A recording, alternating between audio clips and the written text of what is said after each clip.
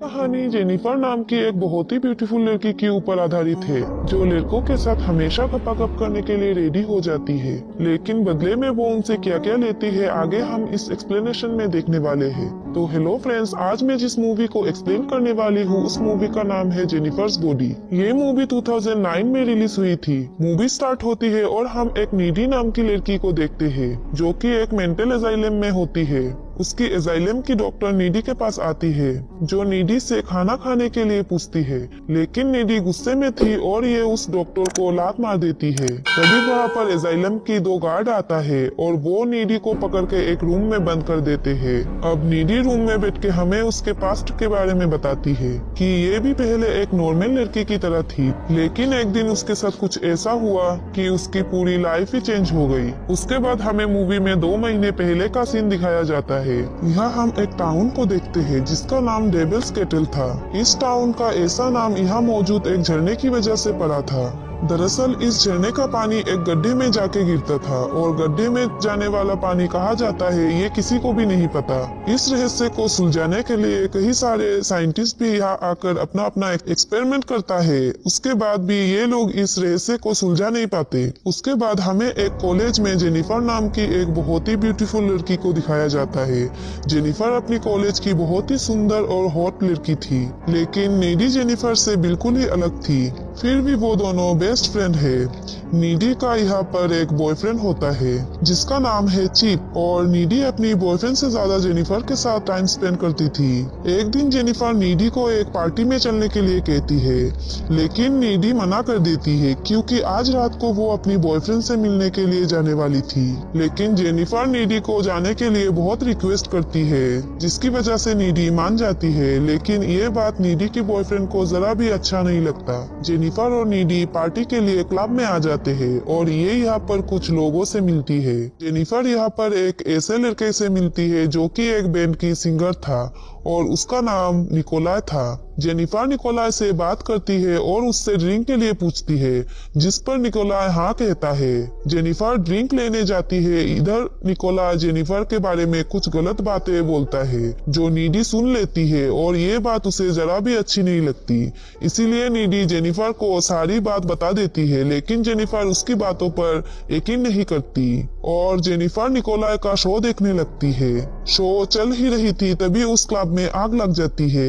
यहाँ मौजूद सभी लोग अपने अपने जान बचाकर इधर उधर भागने लगते हैं। जेनिफर और नीडी भी खुद को बचाने के लिए क्लब से बाहर आ जाते हैं और वो लोग बाहर आके यहाँ देखते हैं कि क्लब पूरी तरीके से जल रहा है। इसमें काफी सारे लोग मारे जाते हैं। फिर ये दोनों यहाँ पर बात कर ही रही थी तब वहाँ पर निकोलाई आता है और जेनिफर को उसके साथ चलने के लिए कहता है, लेकिन नीडी जेनिफर को निकोलाई के साथ जाने के लिए मना कर रही थी, पर जेनिफर नीडी की बात नहीं मानती और वो निकोलाई के साथ चली जाती है।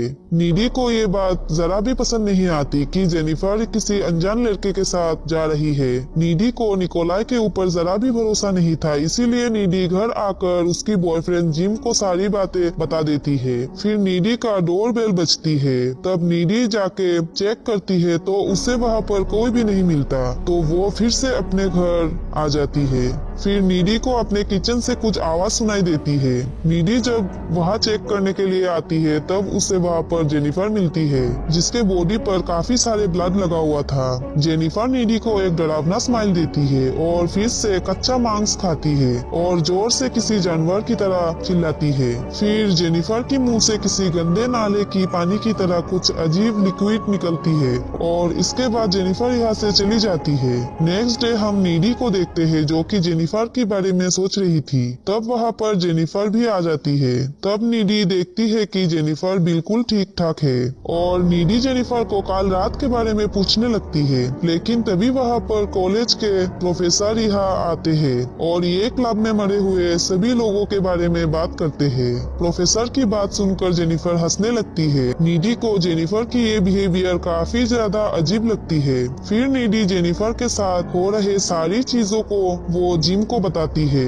दूसरी तरफ हम स्कूल के फुटबॉल टीम के कैप्टन को देखते हैं। वो अपने मरे हुए फ्रेंड्स को याद कर रहा था और वो उन्हें बहुत मिस भी कर रहा था। फिर तभी वहाँ पर जेनिफर आती है और वो उस लड़के को लेकर जंगल की ओर आती है और उसके साथ गपागप करने की तैयारी कर रही थी और वो दोनों किस करने लगते हैं। लेकिन तभी वहाँ पर जंगल के सारे जानवर आ जाते हैं और ये सब उन दोनों को देखने लगते हैं।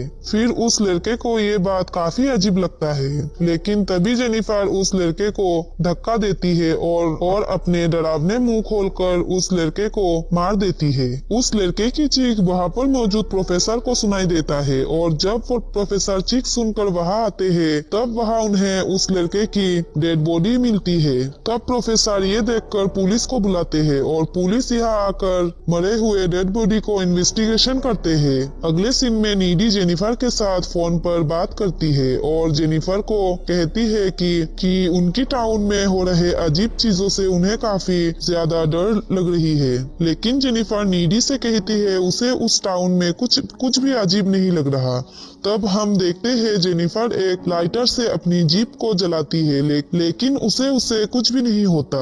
तभी हम समझ जाते हैं कि उस दिन जेनिफर के साथ कुछ तो अजीब हुआ था। नेक्स्ट डे स्कूल में सभी लोग उस लड़के की श्रद्धांजलि देते हैं। फिर क्लास के बाद गोली नाम की एक लड़का जेनिफर से मिलता है और गोली जेनिफर को अपने साथ डेट पे चलने के लिए कहता है, जिस पर जेनिफर तुरंत ही मान जाती है और उसे रात में मिलने के लिए कहती है। रात में जब गोली जेनिफर के बताए हुए एड्रेस पे आता है तब उसे ये जगह काफी अजीब लगता है। उस जगह पर चारों तरफ अंधेरा ही अंधेरा था। गोली को ये वहाँ पर डर लग रहा था, लेकिन फिर भी वो आगे बढ़ता है। फिर जेनिफर गोली को पीछे से बुलाती है और ये उसके पास आती है। जेनिफर गोली से बात करने लगती है, लेकिन जेनिफर की आंखों की कलर अजीब तरीके से बदलने लगता है, जिसे देखकर गोली की बहुत ज्यादा फटने लगता है। गोली यहाँ से भागने लगता है, लेकिन जेनिफर उस पर अटैक करके उसे मार देती है और उसके मांस खाने लगती है।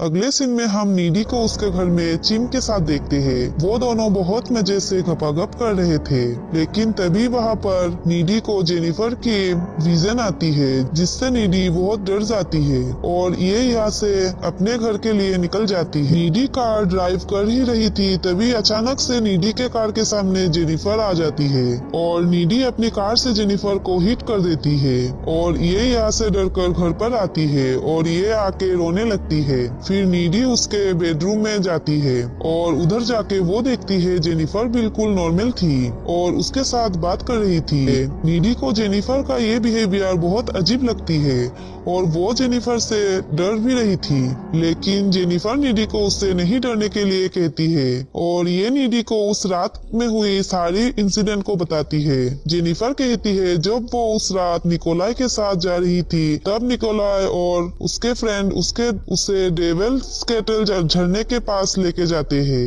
निकोलाई यह अपने बैंड और अपने बिजनेस को सक्सेस पाने के लिए ये जेनिफर को यह मारने वाले थे, यानी कि वो लोग जेनिफर को शैतान के पास बलि चढ़ाने वाले थे। निकोलाई यह जेनिफर से पूछता है कि क्या तुम वर्जिन हो? तब जेनिफर डर के मारे हाँ कह देती है, लेकिन वो वर्जिन नहीं थी। निकोलाई यह जेनिफर की बॉडी पर चाकू से काफी बार करके मार देता है और ये यहाँ पर आके शैतान का पूजा पूरा करके यहाँ से चले जाते हैं, लेकिन जेनिफर वर्जिन नहीं थी, इसीलिए वो जिंदा हो जाती है। अब जेनिफर को देख के हमें पता चलता है कि उसकी बॉडी पर किसी शैतान ने कब्जा कर लिया है और उसके अंदर काफी सारे शैतानी ताकत आ गई है। जेनिफर ये भी बताती है कि जब वो पहले दिन नीडी के घर पे आई थी तब ये नीडी को मारने ही आई थी, लेकिन नीडी उसकी बेस्ट फ्रेंड होने की वजह से वो उसे नहीं मारती और उसके फ्रिज से कच्चा मांस खाकर वहां से चली गई थी। अब जेनिफर उसके हाथ में एक नुकीली चीजों से काट मारती है, पर देखते ही ये घाव ठीक हो जाती है। ये सब देखकर नीडी डर जाती है, इसीलिए ये जेनिफर को अपने घर से जाने के लिए कहती है। उसके बाद जेनिफर विंडो से जंप करके चली जाती है। अगले दिन हम सभी स्टूडेंट को गोली की फिनल पर देखते हैं। उसके बाद नीडी जेनिफर के साथ जो भी हो रही थी उसके सच्चाई जानने के लिए वो एक लाइब्रेरी में आती है।